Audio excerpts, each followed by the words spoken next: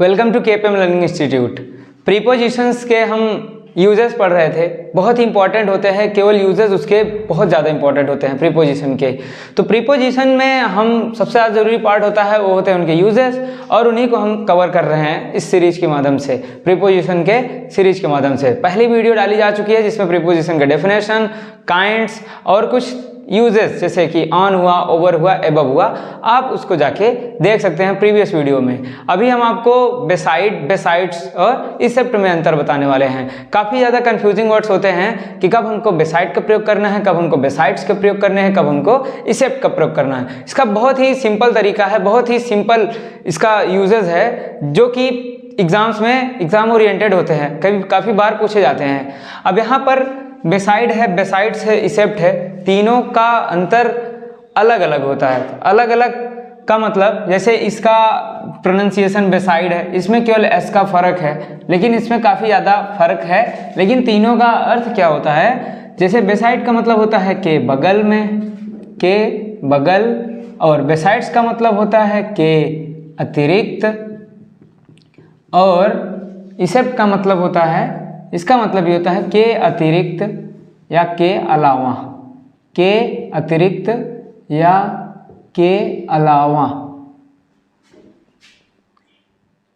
अब कंफ्यूजन जो होगा हमको बेसाइड्स और इसेप्ट में लेकर होगा, क्योंकि अभी अगर इसका हम अर्थ पता है, बेसाइड का मतलब के बगल, तो के बगल का अर्थ बेसाइड दे देता है, तो इसमें ज़्यादा कंफ्यूजन नहीं होती है, हम इसको रट लेते हैं। बेसाइड का मतलब होता है क्या? के बगल में। और बेसाइड्स और इसेप्ट दोनों का मतलब होता है के अतिरिक्त या के अलावा, के अतिरिक्त या के अलावा। इसको एग्जाम्पल के माध्यम से समझते हैं कि इसमें अंतर क्या होता है, बहुत ही लिटिल अंतर। अब बेसाइड का मतलब हो गया के बगल। अब इसका एक आध एग्जाम्पल लेते हैं, क्या लिखते हैं कि जैसे लिखते हैं example, there is a house, नहीं, there is a school, there is a school beside my house, beside my house, there is a school beside my house। यहाँ पर beside क्या है? प्रीपोजिशन है। अब प्रीपोजिशन का मतलब ये होता है कि किसी नाउन या प्रोनाउन के पहले आकर वाक्य में किसी दूसरे नाउन या प्रोनाउन के बीच में संबंध बताता है। अब यहाँ पर बेसाइड जो है वो किसका अर्थ दे रहा है? के बगल में का अर्थ दे रहा है, के बगल में। There is a school beside my house. अब यहाँ पर दूसरा एग्जाम्पल ले लेते हैं, Ram came to me and set. यहाँ पर एग्जाम्पल लेते हैं ना, Ram came and sit beside me, ये एग्जाम्पल सही रहेगा। Ram came and sit beside, Ram came and sit beside me. Ram आया और मेरे बगल में बैठा। तो यहाँ पर बेसाइड का अर्थ क्या हो रहा है? के बगल में। बेसाइड की जगह हम अगर याद रखो तो बाई के यूजेस भी पढ़ोगे, तो बाई का भी मतलब होता है के बगल में, बाई का मतलब भी होता है के बगल में। तो बेसाइड की जगह हम बाई का भी प्रयोग कर सकते हैं, उसमें कोई हमारा गलत नहीं होगा, अंतर कुछ भी नहीं आता, दोनों का अर्थ सेम होता है। बाई का मतलब भी होता है के बगल में, या बेसाइड का मतलब भी होता है के बगल में। तो पहला वाला बेसाइड जो हो गया, बेसाइड का मतलब होता है के बगल में। स्कूल जो है घर के बगल में है, वो कोई आया मेरे बगल में बैठ गया, सबका मतलब होता है बगल के अर्थ का मतलब होता है बेसाइड, ना कि बेसाइड्स। अब देखते हैं जो हमारा दूसरा है वह है बेसाइड्स। अब इसका मतलब होता है के अतिरिक्त। अब जैसे कोई एग्जाम्पल के माध्यम से समझते हैं इसको, तो एग्जाम्पल क्या होता है? जैसे कि मैंने लाल पेन के अतिरिक्त हरी पेन, नीली पेन, कई सारी पेन खरीदी, तो वहाँ पर हम किसका प्रयोग कर सकते हैं? बेसाइड्स का। बेसाइड्स का प्रयोग याद रखना, बेसाइड और इसेप्ट में केवल एक मात्र डिफरेंट होता है, जो कि होता है बेसाइड होता है वो एडिशन को दिखाता है, और सब्ट्रैक्शन को कौन दिखाता है? इसेप्ट। बेसाइड में क्या होगा?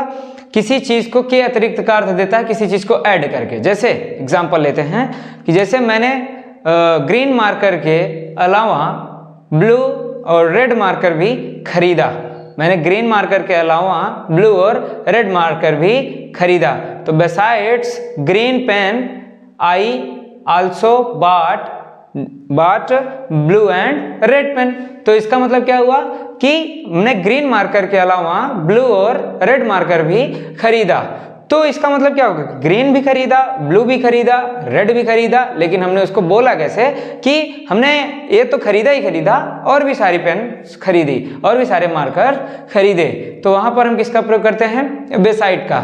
लेकिन इसेप्ट का इसका थोड़ा अलग हो जाता है कि जैसे अब कोई एग्जाम्पल लेते हैं, इसी का एग्जाम्पल लेते हैं, मैंने सारी पेन तो खरीदी केवल इसके अलावा, मैंने सारी पेन खरीदी केवल इसके अलावा। या कोई एग्जाम्पल और लेते हैं कि मुझे हिंदी, इंग्लिश, विज्ञान, या हम कहते हैं मुझे हिंदी, इंग्लिश, उर्दू तीनों भाषाएं आती हैं। मुझे हिंदी के अलावा उर्दू और इंग्लिश भाषाएं आती हैं, मतलब हिंदी भी आती है, उर्दू भी आती है, इंग्लिश भी आती है, तीनों आती हैं। तो हम क्या लिखते हैं वहाँ पे, बेसाइड्स।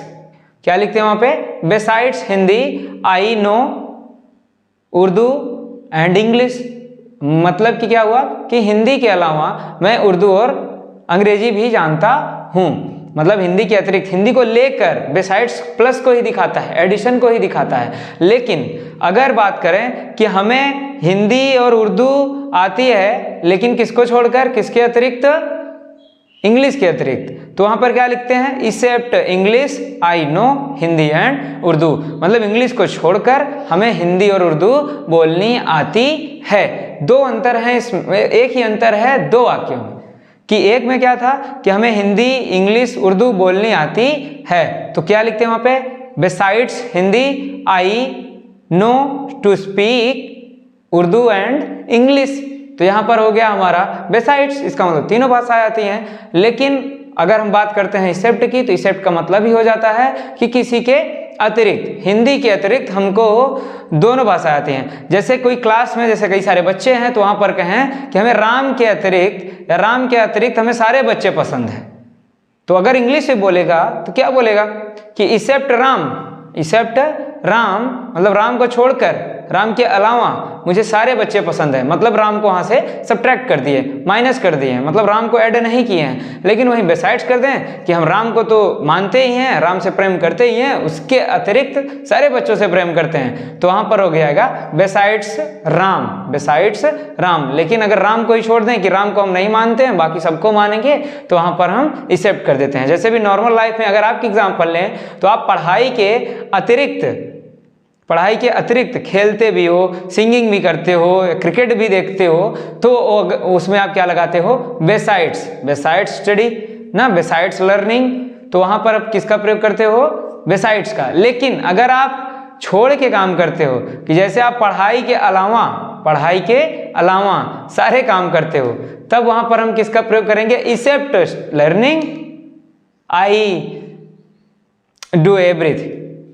मतलब कि पढ़ाई के अलावा मैं सारे काम करता हूं, तो वहां पर क्या करते हो, पढ़ाई को तो सब्ट्रैक्ट कर देते हो और सारी चीजों को ऐड कर देते हो, तो हो गया आपका एक्सेप्ट। आई होप इस लेक्चर में आपको समझ में आया होगा। उसी को एग्जाम्पल में देखते हैं, एग्जाम्पल को और देखते हैं। जैसे कि यहाँ पर बेसाइड्स के अतिरिक्त ना, besides a book, besides a book, book के अतिरिक्त I bought a pen, besides a book I bought a pen. मतलब कि यहाँ पे बेसाइड्स का मतलब ही क्या हुआ कि मैंने एक बुक के अतिरिक्त, बुक को खरीदा और उसके अलावा एक पेन भी खरीदा, मतलब बुक को और पेन दोनों खरीदा। तो यहाँ पर एडिशन को दिखा रहा है, सब्ट्रैक्शन को नहीं दिखा रहा है। तो वहां पर हम किसका प्रयोग करेंगे, बेसाइड का, क्योंकि यहाँ पर एडिशन दिखा रहा है। बेसाइड्स और बेसाइड्स मतलब क्या, बुक और पेन दोनों खरीदा। बुक तो खरीदा ही खरीदा, बुक के अतिरिक्त उन्होंने क्या खरीदा, पेन खरीदा। ठीक, besides Hindi, besides Hindi he speaks English very well ना।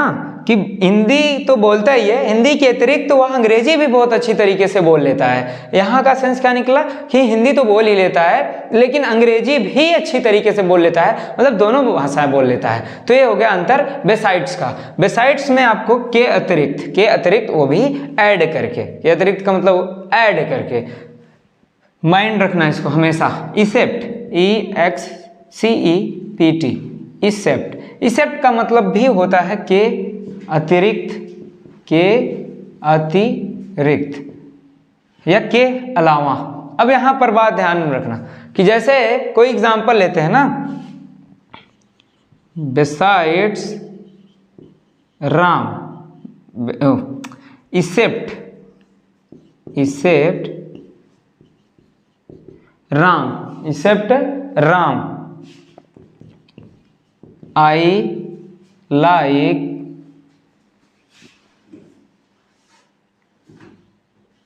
everyone, except Ram I like everyone। मतलब क्या हुआ कि मैं राम को छोड़कर सभी को लाइक करता हूं, मैं राम को छोड़कर सभी को क्या करता हूं, लाइक करता हूं।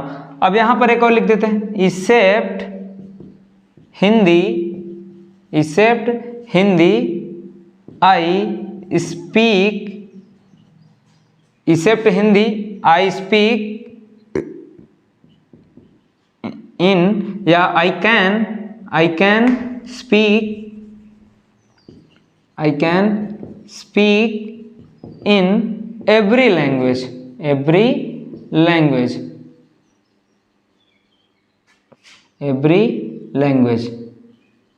मतलब क्या कि हिंदी को छोड़कर मैं सारे भाषाओं को बोल सकता हूं, मतलब हिंदी नहीं बोल सकता हूं लेकिन बाकी सारी भाषाएं बोल सकता हूं। तो उसमें आप क्या करोगे, इसेप्ट। इन दोनों डेफिनेशंस, इन दोनों एग्जांपल्स में आपको क्या पता चल रहा है कि इसमें एडिशन हो रहा है और इसमें सब्ट्रैक्शन हो रहा है और इसमें एडिशन हो रहा है। एडिशन का मतलब यहाँ पर बेसाइड के अतिरिक्त का अर्थ क्या दे रहा है कि इसमें इसी को जोड़कर पेन और बुक दोनों खरीदा है। लेकिन इसमें क्या हुआ कि राम को छोड़कर, हिंदी को छोड़कर, हिंदी के अलावा या राम के अलावा मुझे सारे लोग पसंद हैं, हिंदी के अलावा मैं सारे लैंग्वेज बोल सकता हूं। तो ये सारे जो एग्जांपल्स हैं आपको अच्छे से समझ में आए होंगे और समझाने में कोशिश भी की होंगी, कि आपको समझने में भी कोशिश किए होंगे। एग्जांपल्स होते हैं, मेन वेपन्स होते हैं इंग्लिश लिटरेचर वालों का, इंग्लिश ग्रामर वालों का, क्योंकि अगर एग्जांपल्स आपको रटे हुए हैं तो आपको कहीं पे भी क्वेश्चन अगर मिलते हैं तो आप अच्छे से उसको कर सकते हो। तो फिर से एक बार इसको हम देख लेते हैं। केवल 3 ही यूजेस हैं। पहला क्या था, बेसाइड्स और इसेप्ट। बेसाइड्स और इसेप्ट। बेसाइड का मतलब होता है के बगल में, बेसाइड्स का मतलब होता है के अतिरिक्त, इसेप्ट का मतलब भी होता है के अतिरिक्त या के अलावा। बेसाइड्स क्या करता है, ऐड करता है सारी चीजों को।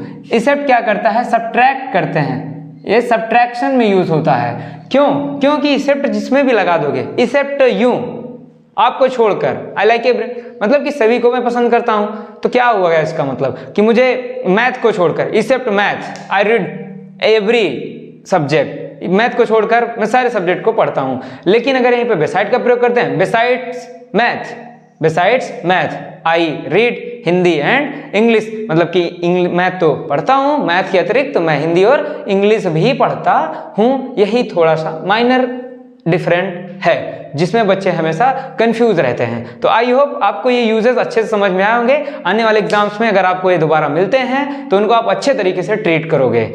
मिलते हैं नेक्स्ट वीडियो में ऐसे ही अमेजिंग यूजेस के साथ, बहुत ही इंटरेस्टिंग यूजेस के साथ, बहुत ही इंटरेस्टिंग एग्जाम्पल के साथ। तब तक बने रहिए और चैनल को सब्सक्राइब करिए। Thanks for watching.